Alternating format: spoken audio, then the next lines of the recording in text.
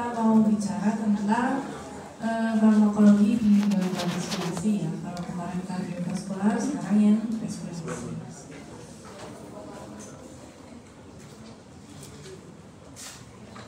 Bisa.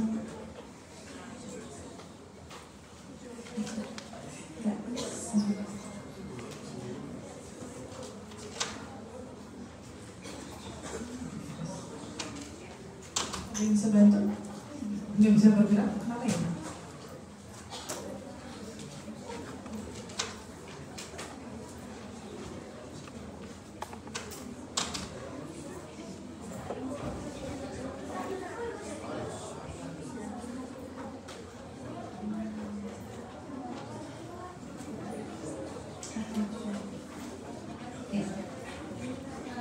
Ya, penyakit pada respirasi yang paling terkenal ya, paling sering paling sering dijumpai itu ada asma dan PPOK ya. PPOK atau bahasa Inggrisnya COPD ya. Tapi sebenarnya untuk di RW nggak hanya dua itu, banyak sekali ya. Jadi ada penyakit infeksi juga, ada ada lower tract respiration disease ya. Kalau asma itu yang lower, COPD juga lower. Nah, kalau untuk asma mungkin perlu saya review sedikit patofisiologinya. Yang jelas di asma itu kan basicnya adalah alergi ya, hipersensitivitas. Jadi dia melibatkan cukup kompleks, terutama adalah sel yang alergen ini akan bertemu dengan sel T, mast sel, kemudian sel eosinofil, juga neutrofil. Nah, pertemuan mereka ini antara alergen dan sel darah putih itu nanti mengakibatkan berbagai hal ya, berbagai reaksi downstreamnya. Ada bronchoconstriction, ada plasmalik, ada mucus hypersecretion, ada vasodilatasi. Jadi kesemuanya ini menyebabkan penyempitan jalan nafas. Kalau ada bronchoconstriction jelas. Kalau vasodilatasi maka nanti sel-sel ini akan lebih banyak datang ke lokasi untuk menyebabkan inflamasi sehingga mediator inflamasinya akan lebih banyak dan reaksinya adalah mucus hypersecretion, juga ada nanti penebalan di subepithelial fibrosis. Makanya nanti obat-obatnya yang terlibat ada untuk mengatasi asma adalah untuk mengatasi semuanya ini. Targetnya adalah mereka-mereka ini. Oke, kemudian untuk yang COPD saya review juga. Kalau ini etiologinya beda. Kalau yang tadi kan alergi. Kalau ini paparan yang lama sekali, ya yang cukup berat, cukup lama terhadap cigarette smoke. Nggak harus sebagai perokok primer, tapi bisa yang sekunder, bisa yang tersier. Itu nanti paparan yang lama terhadap asap rokok itu menyebabkan stimulasi pada epithelial cells dan juga makrofag. Ya. Stimulasi ini menyebabkan apa? Fibrosis saluran nafasnya jadi menyempit. Jadi kayak pipa itu ada kerak-keraknya gitu di dalam sehingga saluran nafas menyempit. Ya. Kemudian juga sel-sel ini terstimulasi dan menyebabkan alveolar wall destruction sehingga emfisema. Sehingga apa? Sehingga udara akan banyak yang terjebak di dalam paru. Makanya kita melihat COPD itu tanda khasnya adalah dari inspeksi dada terlihat barrel chest karena ada terjebak dia airway udaranya terjebak di paru-paru, tidak bisa keluar. Kemudian juga ada mucus hypersecretion ya. Nah, itu sekilas. Nanti kita akan berbicara, soalnya banyak kita akan berbicara seputar asma dan COPD. Jadi harus direview dulu untuk patofisiologinya. Ini respiration systemnya, respiration system medication kita pakai obat-obatnya. Nanti saya akan berbicara mengenai symptomatic drugs, kemudian anti-inflammation dan anti-allergic. Karena ini adalah gejala yang mendasari dari asma dan COPD tadi. Ya, symptomatic drugs itu saya bagi yang menjadi bronchodilators dan juga lain-lain. Bronchodilators nanti ada beta 2 agonis, anticholinergic, metalsatin. Others nanti ada antitusif, ekspektoran, dan mukolytik juga dekongestan. Ya, kalau bronchodilator maka di sini yang efek yang diinginkan adalah untuk merangsang atau menstimulasi efek simpatis atau parasimpatis. Simpatis. Kalau jantung kemarin kan kita mau menekan yang simpatis ya. Kalau kali ini kita mau menstimulasi yang simpatis. Jadi kebalikannya, karena kemarin saya jelaskan di paru-paru itu ada reseptor beta 2, reseptor beta 2. Dia bisa menyebabkan, kalau di blok dia menyebabkan konstriksi, maka dia harus distimulasi supaya bronchodilatasi, supaya lebar. Maka kali ini kita akan menstimulasi saraf simpatis dengan apa? Dengan beta 2 agonis, dengan anticholinergic. Jadi kita blok parasimpatisnya malah ya. Kemudian kita bisa dengan metalsatin. Metalsatin nanti kita lihat ya. Beta 2 agonis kerjanya ya jelas, dia merangsang stimulasi reseptor beta 2, terutama yang ada di saluran nafas ya. Jadi dia berikatan dengan beta 2 reseptor. Nanti downstreamnya adalah dia akan mengaktifasi namanya adrenaline cyclase. Si adrenaline cyclase ini setelah teraktivasi akan merubah ATP jadi CAMP, kemudian akan menurunkan intracellular CA. Kemarin ingat kalau CA maka akan menyebabkan more calcium, more contraction. Jadi kalau CA-nya menurun, kalsiumnya menurun, maka akan terjadi relaksasi. Jadi diingat-ingat kita butuh CAMP yang banyak. Kita butuh CAMP banyak, kita butuh kalsium yang sedikit. Ini saya bawa sampai ke slide belakang nanti ya. Jadi diingat-ingat kita butuh CAMP yang banyak. Kemudian intracellular kalsiumnya harus sedikit supaya bisa ada smooth muscle relaxation. Nah, beta mekanismenya seperti itu, tapi kemudian saya berlanjut ke tipenya. Tipenya ada yang short acting, ada yang long acting. Kalau short ya udah dia bekerja cepat, efeknya pun cepat. Kalau long acting dia untuk berefek itu lama, tapi efeknya juga long lasting, lama. Gitu.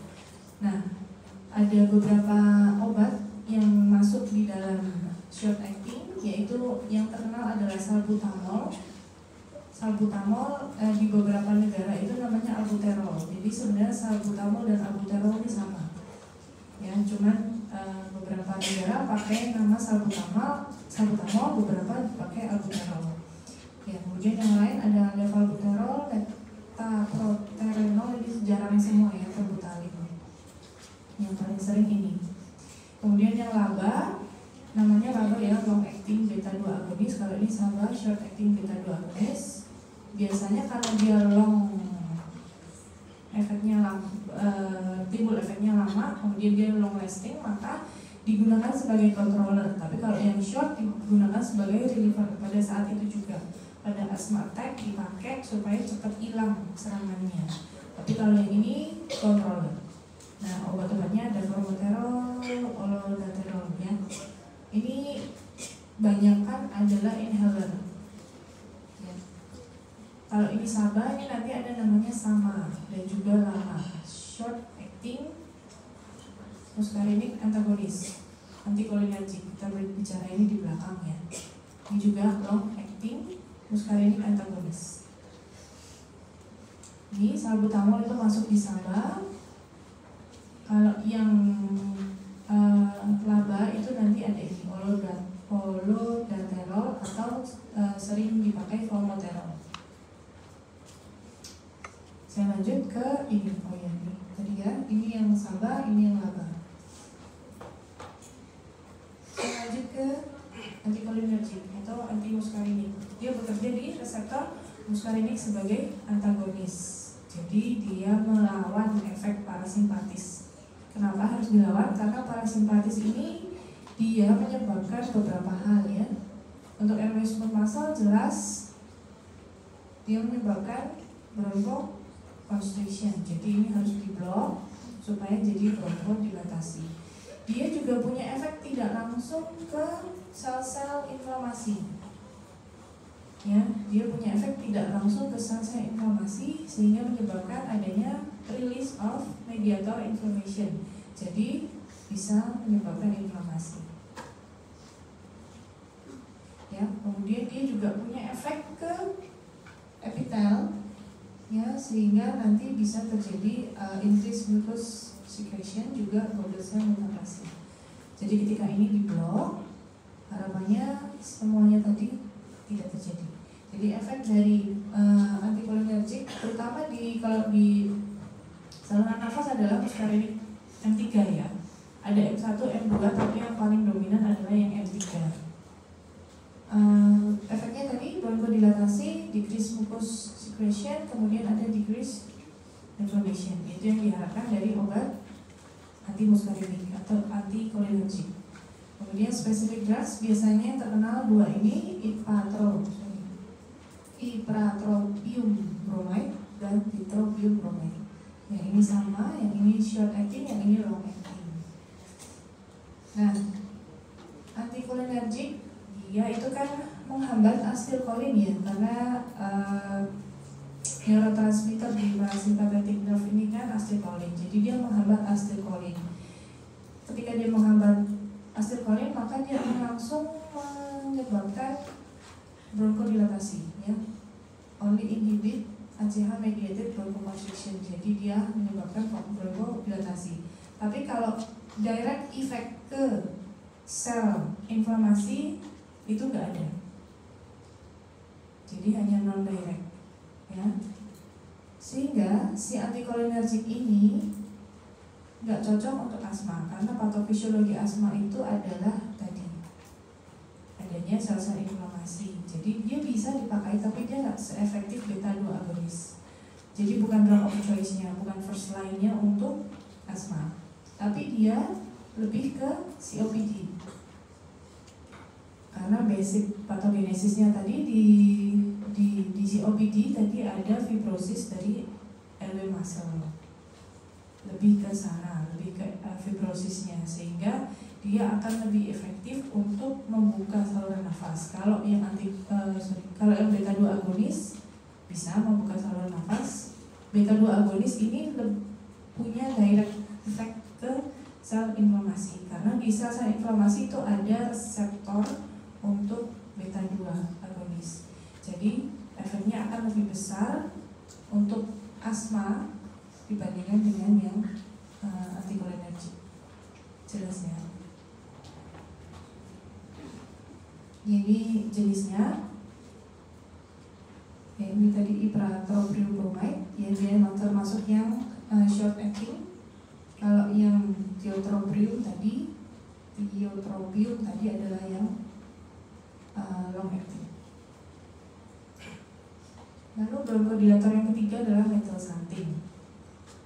Dia ini sebenarnya tidak bekerja di saraf ya, tapi dia punya beberapa efek yang bisa juga untuk bronchodilatasi. Gitu. Nah, ini turunan dari purin ya, Jadi dia tidak merangsang saraf. Caranya gimana? Sebelum kesana saya memberi highlight dulu ini tentang patogenesis asma. Di dalamnya itu tadi sudah saya bahas bahwa konsentrasi kalsium yang tinggi di dalam sel menyebabkan bronchoconstriction ya, kontraksi otot, depolarisasi terus menerus sehingga kontraksi smooth muscle airway terus-terusan, bronchoconstriction. Terus saya tadi juga bilang kita butuh CAMP yang banyak untuk bisa bronchodilatasi. Nah pada asma COPD CAMP-nya berkurang ya, sehingga smooth muscle airway terjadi itu smooth muscle airway contraction dan juga inflamasinya bisa meningkat karena CAMP-nya menurun. Juga pada asma itu terjadi reseptor GABA dysfunction ya, di mana si GABA ini fungsinya adalah untuk memfasilitasi klorin ke dalam sel. Kita butuh klorin banyak di dalam sel dan kita butuh kalsium banyak di luar sel supaya bisa berkodilatasi. Ya, ketika ini dysfunction, artinya klorinnya nggak bisa masuk ke dalam sel, lebih banyak di luar, sehingga sama bronchoconstriction. Ya, jadi kita buat bronchodilatasi, kita butuh banyak Cl di dalam sel dan banyak CAMP dan banyak Ca di luar sel.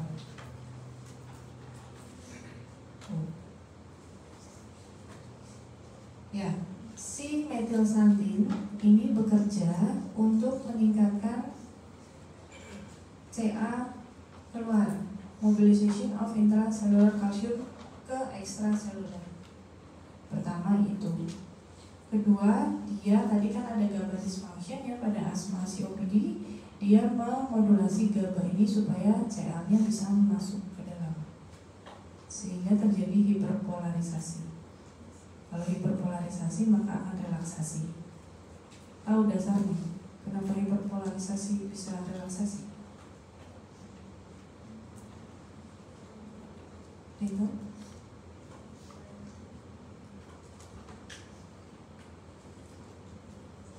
jadi untuk kontraksi itu kan butuh depolarisasi. Pada resting membran potensial itu, membran potensial membran yang beristirahat, dia negatif, nilai di dalam sel itu negatif sekali.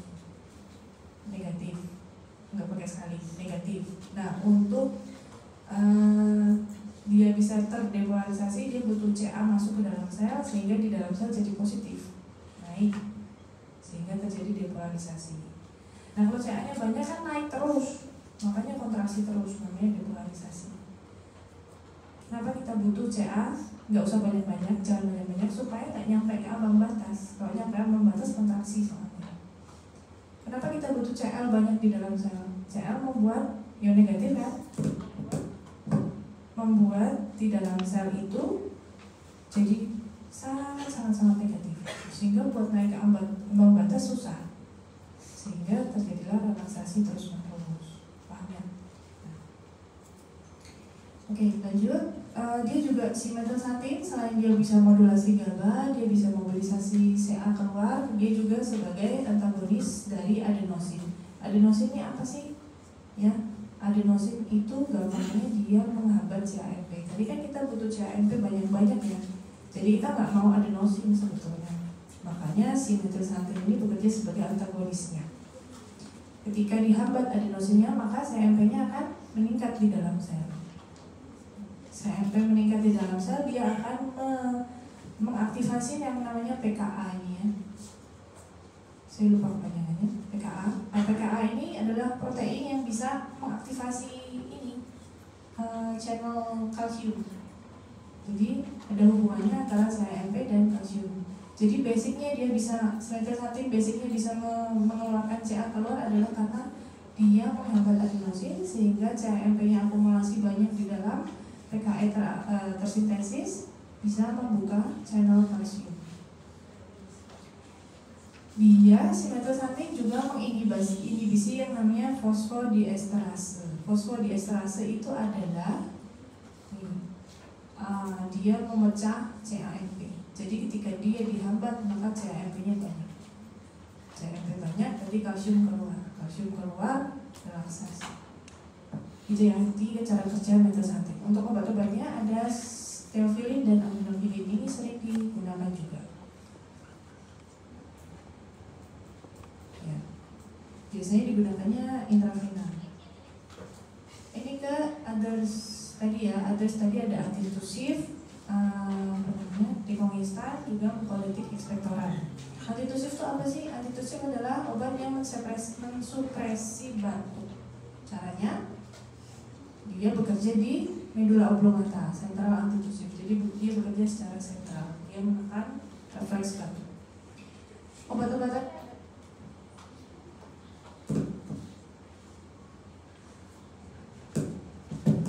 obat-obatannya ada dua, ada opioid, non opioid. Kalau yang opioid itu ada kodetine Yang non opioid ada dextromethorphan. Ya, kemudian cuman hati-hati dalam penggunaan antitusif karena dia menekan batuk. Ketika ada kondisi tertentu yang butuh mengeluarkan sputum banyak ya, itu kita jangan pakai antitusif karena ketika kita hambat menggunakan antitusif maka justru akan terjadi obstruksi jalan nafas. Dan ternyata secara penelitian dia not clinically effective. Biasanya hanya dengan minum air hangat gitu ya, kemudian diuap air hangat itu bisa meredakan batuk. Contohnya nih, sering minum ini, jangan sering sakit nanti. Pernah minum ini. Ya, di sini ada namanya dextromethorphan. Nah, ini adalah antitusif. Memang dia jarang berdiri sendiri. Nggak ada kalian beli, saya mau beli dextromethorphan di rumah sakit, di apotek. Nggak ada yang jarang. Ada yang jual khusus dextromethorphan. Biasanya dia gabungan. Ya, kemudian ke ekspektoran mukolytik, kalau tadi dia meredam batuk, yang ini dia merangsang pengeluaran dahak. Jadi dahaknya lebih banyak, lebih encer. Jadi lebih bisa keluar lebih mudah, ya. Bedanya ekspektoran dan mukolytik, kalau mukolytik ini dia menurunkan, sebenarnya sama-sama meningkatkan keenceran, tapi caranya beda. Kalau yang ini adalah dia memecah ikatan disulfid. Jadi mukus itu kan sebenarnya adalah proteinnya, tersusun dari glikoprotein. Kemudian di glikoprotein ini ada ikatan disulfid, dan dia memecah ikatan tersebut sehingga lebih encer. Kalau ekspektoran ini increasing airway water, jadi lebih berisi air mukusnya sehingga lebih encer, sehingga lebih bisa keluar. Selain itu dia juga menstimulasi vagal nerve, jadi lebih bisa batuk-batuk. Vagal nerve kan untuk refleks batuk ya, lebih bisa keluar. Nah, ini juga ternyata little or no objective evidence for their efficacy, sama aja kayak si antitusif. Jadi hanya minum air hangat, inhalasi asap hangat, uap bukan asap, uap hangat itu bisa meredakan, membantu mengencerkan juga. Contohnya ini guaifenesin, sama ada di internal juga guaifenesin. Ya, jadi ketika kalian beli ini ada pengencer dahak, ada antitusif. Jadi hati-hati kalau kalian encerkan dahak menggunakan guaifenesin, banyak nih dahaknya. Tapi ada dextromethorphan juga nggak bisa keluar. Hati-hati, malah agak kadang ada bisa terjadi efek sampingnya sesak. Ya. Jadi kalau batuk, kenali batukmu, apakah dia berdahak atau enggak. Jadi pilih obat yang sesuai. Kalau berdahak ya cari obat-obatan yang ada guaifenesin atau ada ambroxolnya. Tapi kalau kering ya ini kalian pilih yang dextromethorphan saja.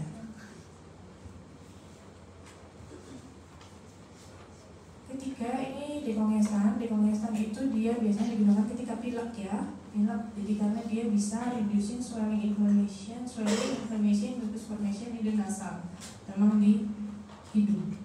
Caranya dia memblok A2 reseptor sehingga terjadi vasokonstriksi. Tadi saya bilang kalau vasodilatasi maka akan banyak sel-sel inflamasi yang datang. Ketika sel inflamasi banyak datang maka mediator inflamasinya lebih banyak, lebih tinggi. Jadi ketika kita blok harapannya si imun respon ini akan menurun. Contohnya ada pseudoephedrine, ada phenylephrine. Ya ini alpha agonis 1 atau 2?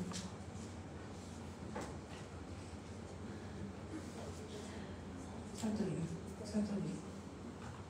alpha 1. Kemudian ini ya ini tadi saya ceritakan bahwa dia menyebabkan vasoconstriction, kemudian sehingga lebih melebarkan jalan nafas dan menyebabkan hipotensi.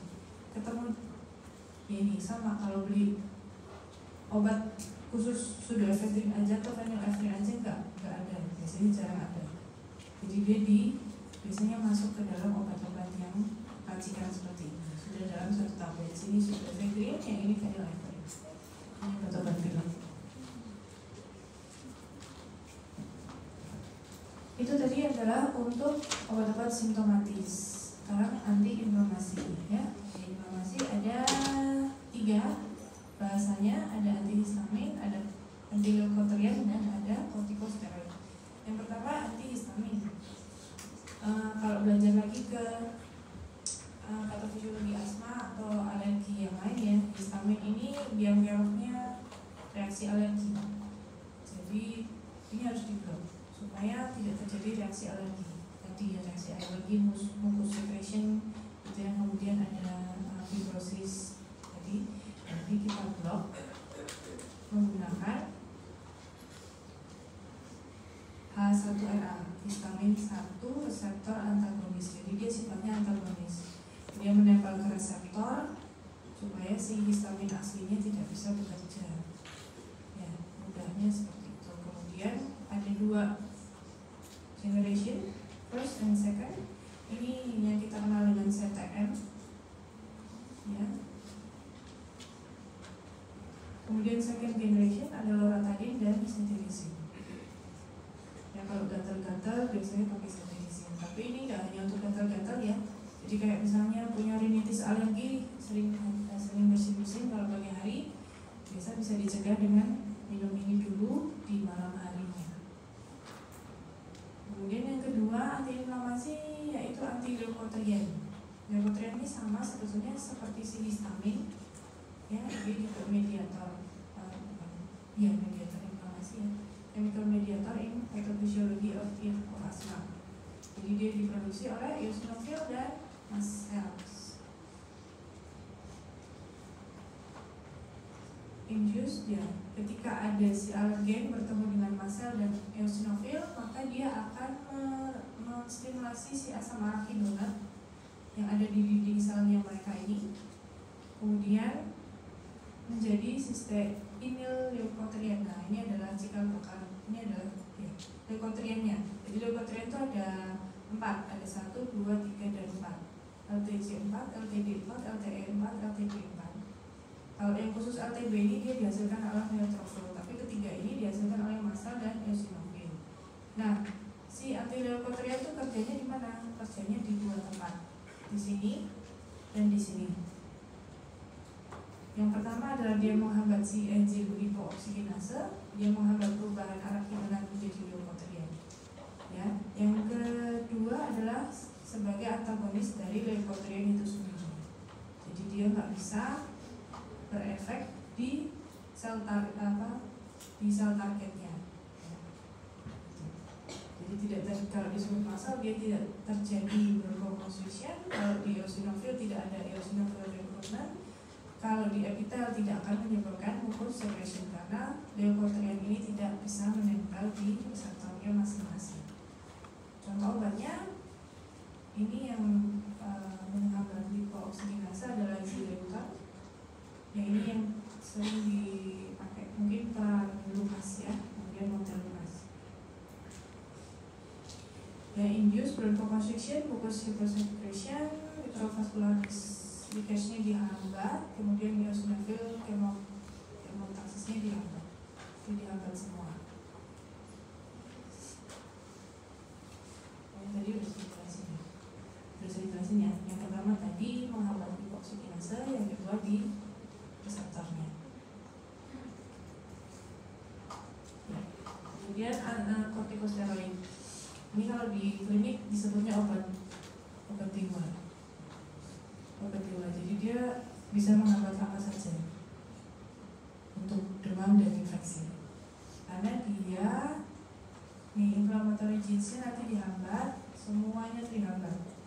Ya, kita lihat dari awal dulu. Kortikosteroid itu datang dan dia akan berikatan dengan namanya adalah glucocorticoid receptor di dalam sitosol, di dalam sitoplasma. Kemudian ini akan masuk ke nukleus, dia akan menghambat sintesis protein HAT dan HDAC2. Sehingga ketika dia menghambat si protein ini, maka si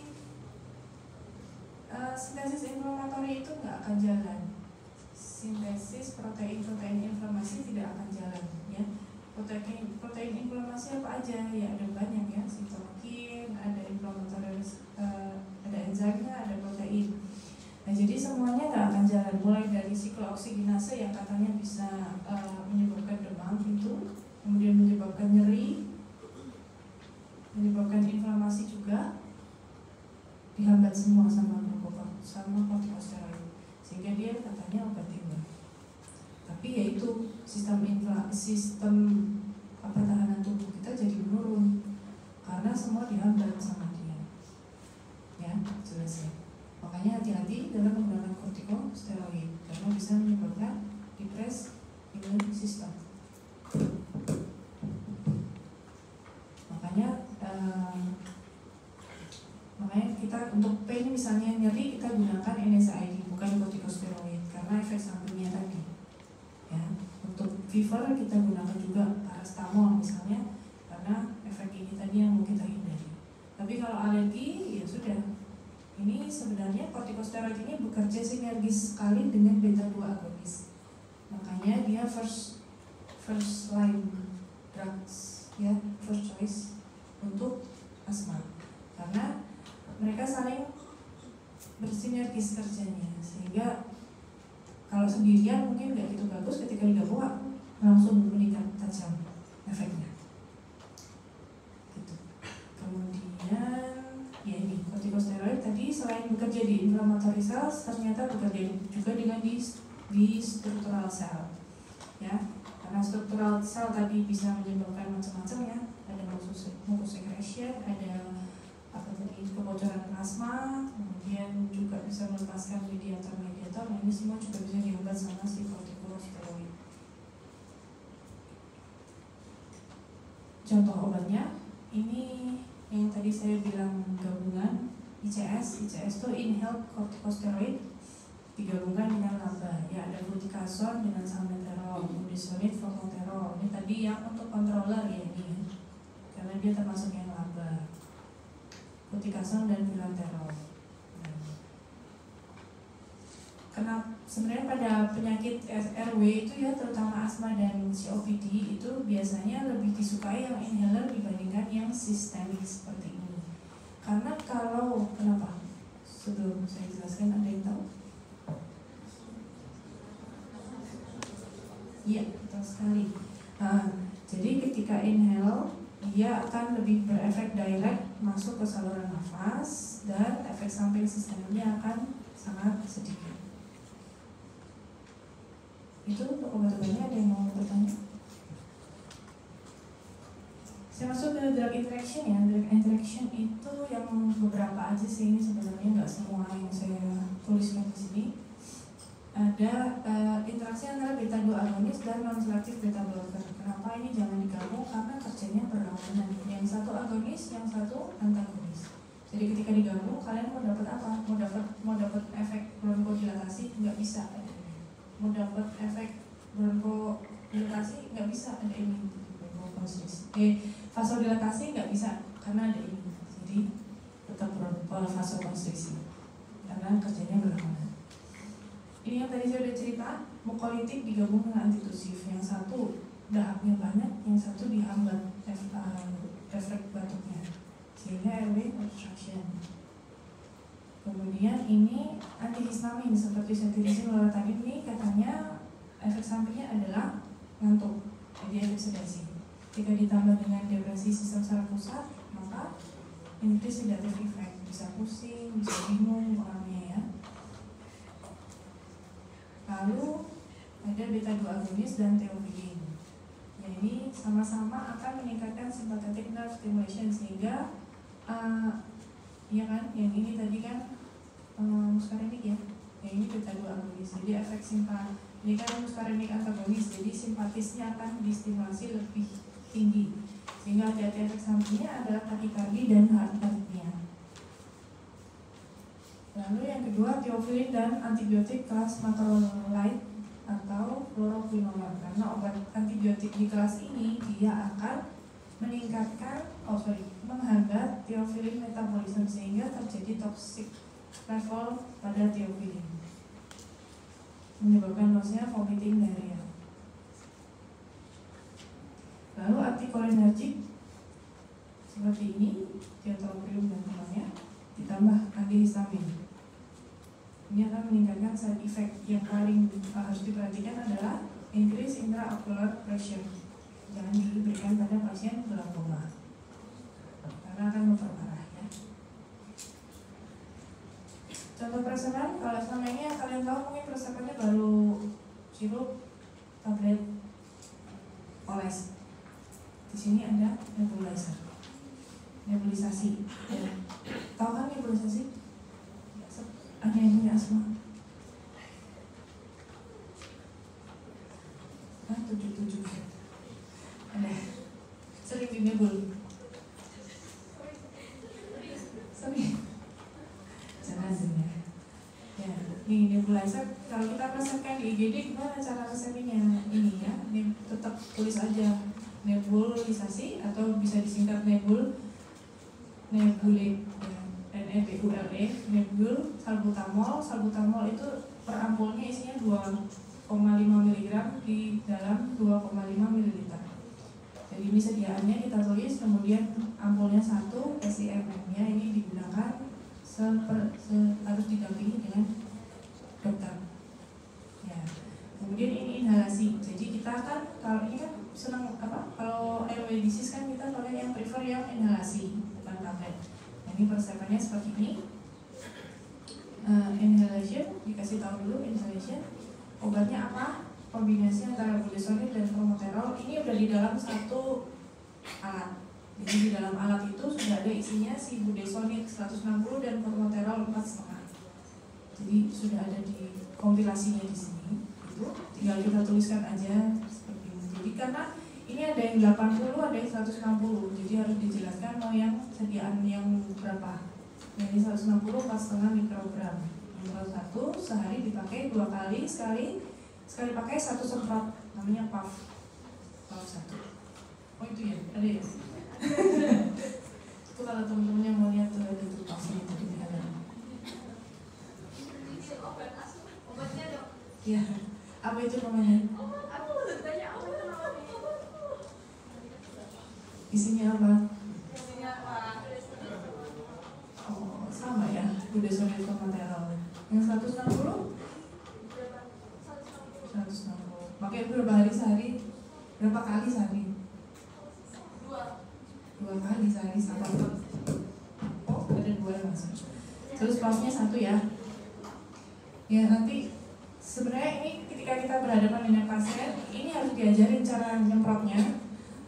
Ya agak tricky soalnya ketika nyemprot harus dihisap juga gitu supaya nggak masuk ke supaya nggak ke sistemik tapi masuknya ke saluran nafas. Kemudian ini yang biasa ya oral salbutamol.